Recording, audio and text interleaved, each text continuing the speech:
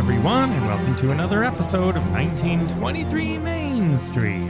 Home of the Disney Travel Podcast with the latest Disney travel news. We are your hosts. I am Mike Braddock. And I'm Amelia Braddock. And today we have some recap news from our trip to Walt Disney World just last week. Yeah, we are just back, and on this trip, what we did here is tested a few things that are very important to every Walt Disney World traveler, and you want to know. So we did several tests head-to-head of a few things, and we're going to give you our advice and our findings on what worked, what didn't, what's worth paying for, and what is not, based on our first-hand experience. Yes. Let's start with Genie Plus. Oh my goodness. Now, let me start with the pricing. This is very interesting because 1 year ago, Genie Plus was $15. In fact, it was still $15 per person per day in the summer, in August. It's hard to believe Disney Plus has been out for a year. It seems Yeah.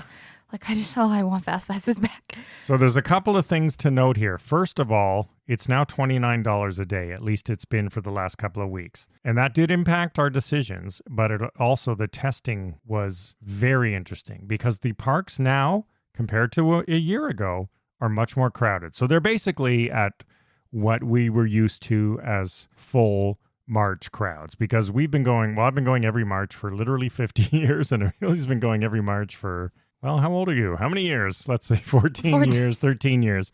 So we know what March crowds are like versus other times of the year when we go. So first of all, high price, Genie Plus, busy parks.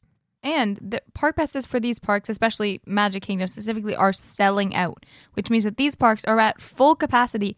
Plus now, if it's after 2 p.m., people can park hop. So you should expect thousands and thousands of people in these parks. But so many people are still buying these things, so it's not worth it. So we tested not using them. Here's what happened when we didn't use it. So first of all, if you're staying on site at a Disney Resort Hotel, which we always do, you now get a 30-minute advance entry into the park. So that's what we tested it against. And we would get to the parks a half an hour before, line up for rope drop, and be among the first in the parks. And let's say on Magic Kingdom Day, how many things did we get through in the first hour or 2 hours, even 3 hours? In the first under an hour, we'd already hit 3 big ticket items. And in the first 2 or 3 hours, you could definitely hit 5 to 10 rides. Yeah. So yeah. Maybe not 10. Maybe not 10. I'd say 5 to 8.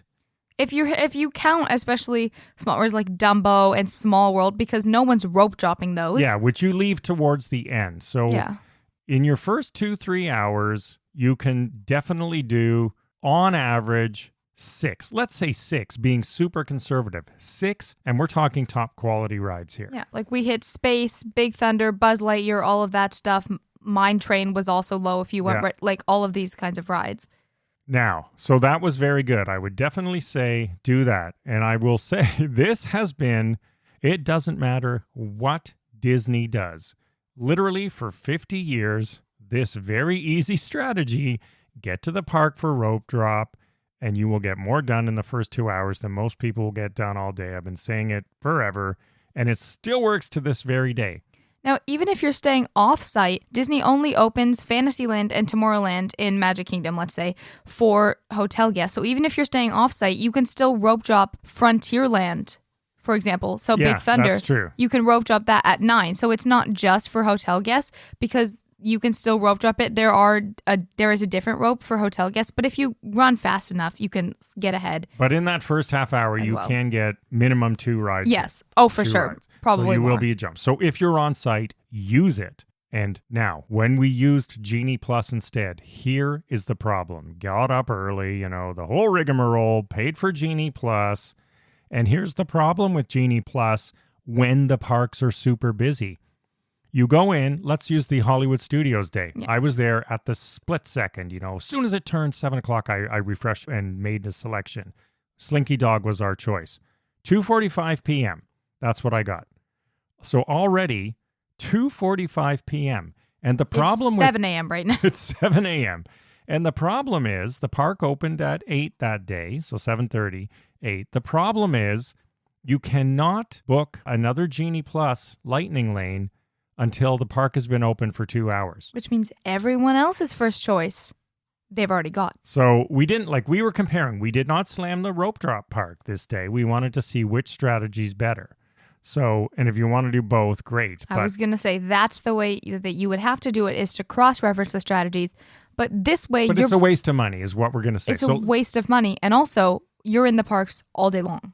And who wants to do that? So exactly. Let's get to that. So 2:45. So now we're going, great. We can't book another one till 10. So we get into the park. 10 o'clock comes. Well, now it's slim pickings, as you would expect, because everybody else has been making their picks for 2-3 hours. So, and there's a lot of rides in Hollywood. That's why we did that. A lot of key rides.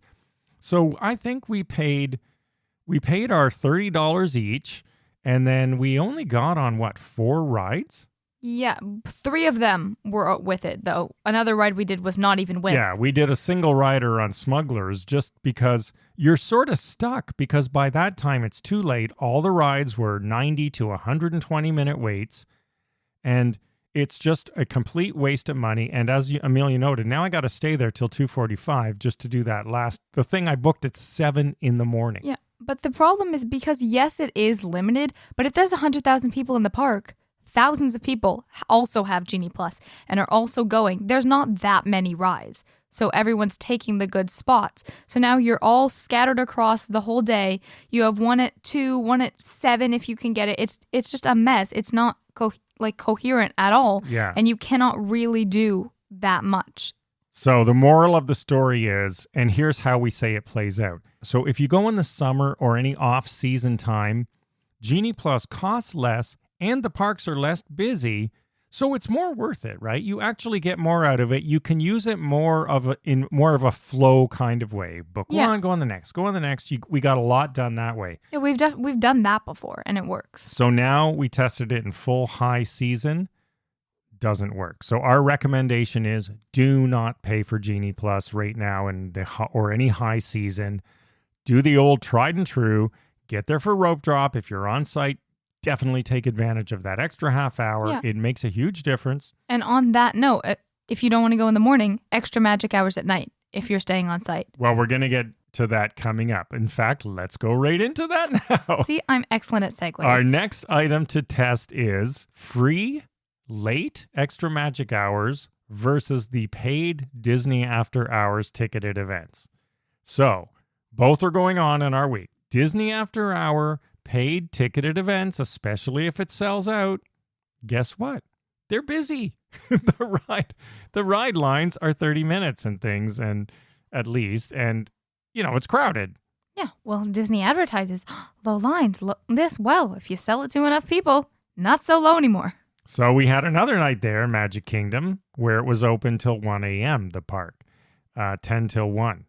And let me tell you, night and day, free. Right? If you're staying on site, it was free, late extra magic hours. The park was dead. We were walking on Peter Pan's flight, walking on Seven Dwarfs Mine Train. I mean, virtually no waits at all. 10 minutes max? Yeah, I think, no. Our longest wait was 18 minutes for Mine Train, which is usually either paid or and that was early still. That was at 11:45. Yeah. When you go till 1 o'clock, you are literally walking on these rides. Literally, you could walk on any single ride in that park in 20 minutes or less. And that is free.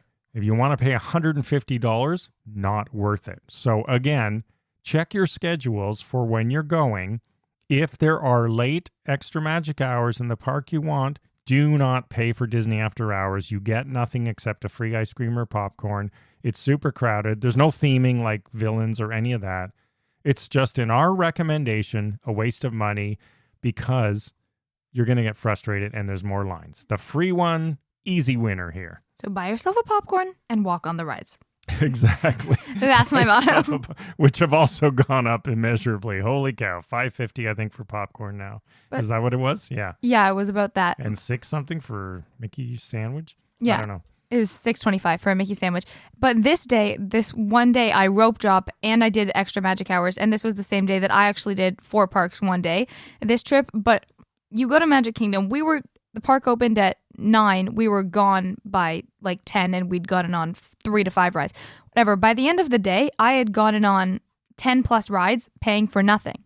Yeah. Because we did the late magic hours happened to be the same day. So not only did Amelia do 4 parks in one day, she actually closed it out at a 5th gate by rounding it out at Magic Kingdom, which rolled into the next day. But I was on Mine Train. I was on Space Mountain. I was on Smuggler's Run. I was on Everest. All of these rides for free. So definitely consider your free options before paying. So you notice the trend here. When it's busy, don't pay for anything. Just use the extra magic stuff. Now, another interesting thing, sort of an aside that we discovered, mobile ordering. Is it good for guest experience or is it ruining guest experience? There's 2 sides to this coin. There's 2 sides, but first of all, Disney has put mobile ordering in to sort of be a convenience for you that you can sort of walk up and get your food. And that is true. And what we found, what we found at most quick service restaurants at Magic Kingdom, Hollywood Studios, like across the parks, is that they have 2/3 of all kiosks for mobile ordering. And then like 1 or 2 for standby ordering. So what happened is, and this was universal, right? At every quick service restaurant, there was nobody at the mobile ordering, a few people walking up and getting it. So it's great if you're using it. And outrageous lines for walk up. Yeah, not just at parks, hotels, same sort of issue. There's, some people don't want to charge everything on a credit card. Some people may not have a credit card. We're from Canada, so we don't want to use credit cards because we get penalized on the exchange. So we have to line up. So is this a good guest experience? No. Mobile ordering is actually ruining the guest experience for anybody who wants to just wait in line and pay cash for food. It's good if you are a credit card holder and you live in the U.S., and that is it. Which is interesting because Disney obviously has a lot of international travelers and also youth that don't have credit cards. Yeah. So exactly. Kids, you have to line up, right? So unless you have your parents' credit card on your phone, which we do not let Amelia do. Whole other issue. All right. So that is, to me, a blunder. It's not even equally split. In fact, it should be the opposite. They only need one kiosk for mobile orders and let the others line up. They have it reversed, in my opinion, based on what we saw throughout the week at every park. Here's my tip. If you're not mobile ordering, and this is, I always did anyway, but it's very important now, get to your lunch by 11:30. Or after 1. Or after 1, exactly. Do not, if you go at noon or anything around that, you're going to be in at least a half an hour wait. Yeah. That was our experience. Our first day on travel day. At multiple parks, not just one park. So more mobile ordering, it's a great idea, but they've got it backwards, in my opinion. It is ruining guest experience, not enhancing it for all. Right? So it's enhancing it for some, but not for all. So if they reversed how they're doing it, I think it would work better. Because obviously mobile ordering is a good thing. It's just, it's not available to all. Exactly. It's a great thing. It's not available to all, and I feel like they're just prioritizing it a little bit too much. Yeah, because it's easier for them. Instead of having most of the lines mobile, there should be less because it's faster. You don't need all these cash registers for mobile, and that's how they're doing it. At Cosmic Rays, at where else were we? Backlot, And everywhere. Yeah, Backlot Express. Even like Gasparilla's, Contempo Cafe, same thing. Same thing everywhere. All right, our final thing to note, which is very interesting, are wait times. Yes. So we made some pretty good discoveries, and we purposefully, I hate lining up. I will never wait 2 hours in line or something. But this time we said, hey, let's start testing out the posted wait times versus your actual wait time. And again, we did this multiple times across multiple parks. And what did we find? Generally, our rule was what? The rule was half the time. Half the time posted was the actual wait time. Or actually, what I found in the middle of the day at Magic Kingdom, twice the time for some of the rides. But for the most part, half the time. Yeah, so the posted wait times are not accurate. They're never right. Yeah, you're right. Unless it's the peak period of the day, they're probably, we found it basically half the time is what we found. If it said 35 minutes, we were getting through in 18. It said 20 minutes, we were getting through in 10. Tower of Terror was like 80 minutes. I think we got through in 30 or 40. There was one that said 65. And I actually heard in this case, someone asked the cast member, is it really 65? And they said, no. So if you're in doubt, ask the cast member. That's the same thing. I was going to Buzz and it said 25 minutes. The line was out the door down into Tomorrowland. And I asked the cast member and he was like, no, this is 45 to an hour. So Yeah, so that was when was that? Middle of the busy? Yeah, middle of the day Magic Kingdom. So in our general rules, we say don't wait in lines then anyway. So we say slam the parks at rope drop, and you can basically leave by noon and go back later. Yeah, or go at night is another good thing because a lot of people start to peter later out in the day. So yeah. Anyway, lots of good fun that we tested this week. So we wanted to pass along those real-time tests we did right now. You see the theming on busy times, what we recommend and what worked for us. Yeah, don't be afraid to ask cast members. They're there to help. They're often very helpful with tips or just letting you know what's going on. So they can definitely help if you have questions about a ride or the crowd levels or anything like that. All right, so there you go. Our latest tips and updates. And if you have a trip coming up, hope this helps. Thank you for listening. As always, follow along on social media at 1923 Main Street. We will see you again next week and have a magical day. Bye-bye.